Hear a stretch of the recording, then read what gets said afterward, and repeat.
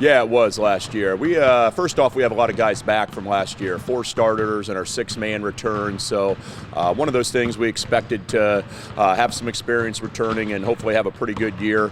Fortunately, got off to a good start. We were the last team in the state to play a game, I think, in Indiana for basketball last week, and that turned into a 3-game week.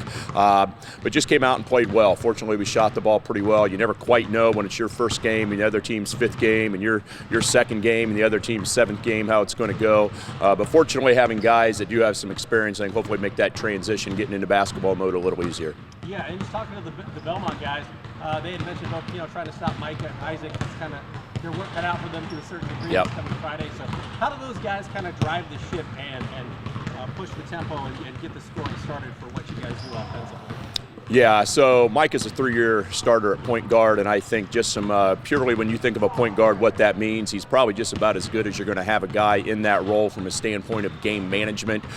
He knows our plays, he knows when to push it, when not to push it, when to attack, when not to attack, all those sorts of things, and I think that comes 3 years of varsity basketball and just playing a lot of basketball since he was a little kid, being a coach's kid. He's obviously grown up around the game, so I guess if you use the old cliche of what you expect out of a coach's kid, he kind of does those things for us. I think he's gotten stronger physically this year, which makes him able to drive to the basket a little bit more. And then certainly Isaac has just turned into a tremendous force down low, and he's also expanded his perimeter game a little bit this year, which I think is going to make him even more dangerous to stop.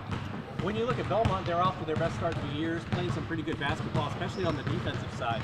So when you look at tape and prepare for this upcoming game on Friday, what do you notice about them? What are some of the things you're going to have to do well against the challenges that they're going to present Friday?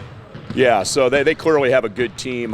We know these guys. Our seniors have been playing them literally since 3rd grade. Several of the guys, Jack and Cord and Andrew, have played on our travel team over the years with my son and a couple of our other guys. So we've known these guys for a long time, not only in the Adams Central Belmont competition, but just more on a personal level. So it's one of those games we certainly want to see those guys do well. Other than Friday night, we'll obviously try to beat them, and I hope they would say the same thing for us. But so I think it's for them. It starts with their guard play. Andrew and Jack are both really, really quick guards on both ends of the floor. They're really tough defensively. They push the ball offensively, so you have to get back in defensive transition.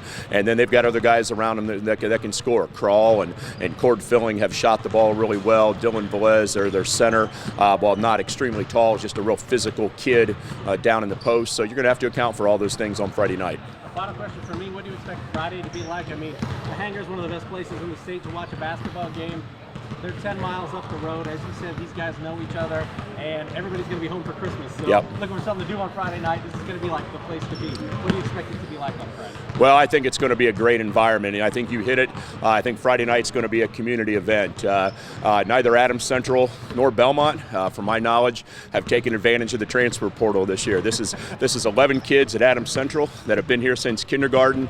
The kids on that Belmont team have been at Belmont since they were in kindergarten. No transfer portal. Belmont, North Adams against Adams Central. Going to be a great environment for our fans, for the community. Come out and watch the game. Should be a lot of fun. Love it. All right.